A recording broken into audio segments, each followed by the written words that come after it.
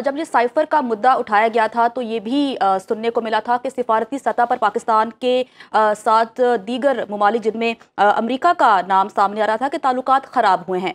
अब इस cipher case में साबिक वज़ीर आज़म को सजा सुना दी गई है। क्या सिफारती ताल्लुकात बेहतर हुए या फिर उस प्रोसेस पे हैं? इसके आखिरी दिनों में इंतहाई गैर संजीदा और गैर जिम्मेदाराना अंदाज़े हुकूमत आपको हर शोबे में नजर आता है। एक जानिब इन्होंने ये बयानिया गढ़ा कि जनाब अमेरिका की जानिब से साजिश है, और आप जानती हैं कि इसी केस में जो सबसे इम्पोर्टेंट बात थी कि जो 3 प्रिंसिपल विटनेसेस थे वो खुद इन्हीं के अपॉइंटेड अहम तरीन आला अफसरान थे। उस दौर के फॉरेन सेक्रेटरी, उस दौर में पाकिस्तान के अमेरिका में सफीर असद मजीद, जो कि एक्चुअली मुसन्निफ हैं उस साइफर के। आप जरा इस बात को 1 मिनट जरा एब्जॉर्ब करें कि जिन्होंने वो साइफर तहरीर किया है वो अम्बेसडर असद मजीद हैं। वो इसी अदालत के सामने आके ये कहते हैं कि मैंने ये तहरीर किया है साइफर, और इसमें कोई साजिश और कोई धमकी की बात ही नहीं है। अच्छा, अब वो साइफर भेज किसको रहे हैं? वो अपने फॉरेन सेक्रेटरी को भेज रहे हैं इस्लामाबाद में। वो भी इसमें एज अ गवाह पेश हुए प्रोसेस में। उन्होंने भी कहा कि ये साइफर मुझे भेजा गया है और इसमें ऐसी कोई बात नहीं है जो कि धमकी या किसी साजिश की बात की गई हो। अब आप देखें कि दफ्तर खारजा के 2 आला तरीन सरकारी अफसर इसमें गवाह के तौर पे पेश हुए हैं। इससे ये बात साबित हो जाती है कि जनाब वजीर खारजा और वजीर आजम जो है इस साइफर एक सरकारी दस्तावेज जो है हसास, उसको अपने सियासी मकासद के लिए इस्तेमाल कर रहे हैं, और उसमें वो बदकिस्मती से नाकाम हुए। तो मेरे ख्याल में तो ये ओपन एंड शट केस था, जिसमें बुनियादी तौर पे जो अहम बात आपके सामने लाना नाजरीन के लिए जरूरी है वो ये है कि इनकी जो कानूनी हिकमत अमली है वो 2 पहलू पे मुश्तमिल थी। एक ये कि अदालत की कार्रवाई को डिले करना, ड्रैग करना और ज्यादा से ज्यादा वक्त जाया करना।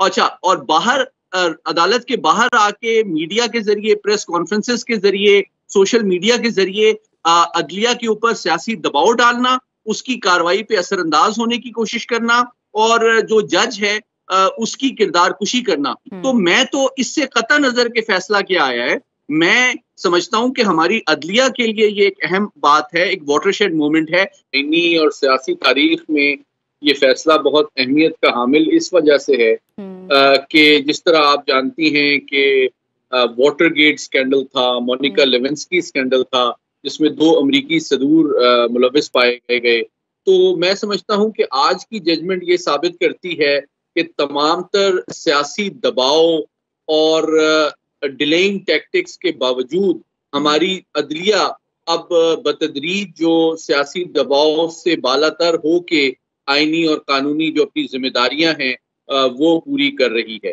तो मैं इसको एक खुशाइंद डेवलपमेंट समझता हूँ पाकिस्तान की आईनी और कानूनी तारीख में। अच्छा, दूसरा जो इसका पहलू है वो कौमी सलामती के हवाले से बहुत तशवीशनाक इस वजह से था कि आप जानती हैं कि पाकिस्तान 24 करोड़ आबादी का एक एटमी ताकत है, और न सिर्फ हमारा मुल्क, हमारी रियासत, बल्कि आलमी बरादरी भी आपसे एक जिम्मेदाराना और मोहतात तर्ज अमल का तकाजा करती है। तो जिस तरह हमारे आलमी ताकतों के साथ ताल्लुकात को मुतासिर किया गया, एक बैरूनी साजिश का जो फेक नैरेटिव मुरतब किया गया, हमारे खारजा ताल्लुकात को भी ना सिर्फ मुतासिर किया गया बल्कि हमारी फॉरेन सर्विस को सियासी मकासद के लिए उसका जो इंटरनेशनल एक इंतहाई क्लासिफाइड सिक्योर जो डिप्लोमेटिक करस्पॉन्डेंस का सिस्टम है उसको भी पॉलिटिसाइज किया गया। तो ये नेशनल सिक्योरिटी के हवाले से मैं समझता हूँ इंतहाई तशवीशनाक सूरत हाल थी। इसीलिए उनको जो सजा दी गई वो ऑफिशियल सीक्रेट एक्ट के तहत दी गई। और जो तीसरा इसका कानूनी पहलू है वो मैं समझता हूँ बहुत दिलचस्प इस वजह से है कि जो इनकी डिफेंस टीम थी उसने बुनियादी तौर पे अपनी जो कानूनी स्ट्रैटेजी बनाई थी उसके 2 पहलू थे। एक पहलू उसका ये था कि अदलिया के अंदर आपने टाइम जाया करना है, आपने अपीयर ही नहीं होना, और आपने बेसिकली इवन क्रॉस एग्जामिन भी नहीं करना विटनेसेस को। जबकि अदलिया के बाहर आपने मीडिया, प्रेस कॉन्फ्रेंसेस और सोशल मीडिया के जरिए से जो जजेस हैं उनकी किरदार कुशी करनी है और उनके ऊपर सियासी दबाव डालना है।